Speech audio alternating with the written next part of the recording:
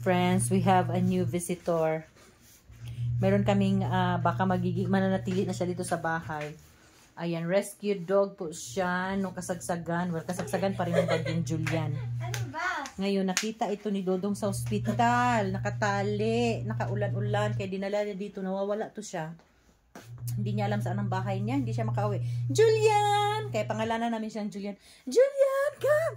Come! Sweet niya, no? Babae po siya, oh. Ayan.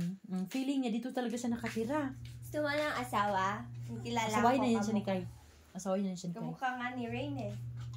Ayan. So, pang ilang araw niya na ngayon po dito? Pangatlo. Pangatlong araw niya na.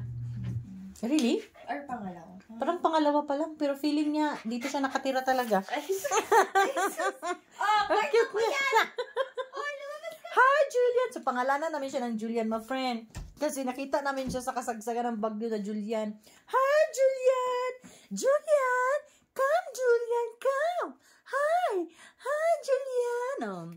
Kaon lang daw siya. Okay, ginoo ko. Kasweet ba ginito eh. Mahal pa ng ganitong aso. Oh, Lord. Ayan, my friend. Ang aming bagong part ng pack. So, ilan na sila?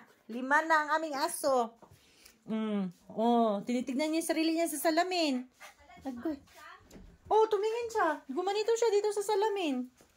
OMG, hala. Ayan o. Gaamoy talaga siya po. Bahay ko ba to? Bahay ko ba to? Sana mahanap natin yung family mo. No? Tinitignan niya yung sarili niya lagi sa salamin. Punta ka kay Hana. Ayan, my friend. O, labas na ikaw. Kain ka muna.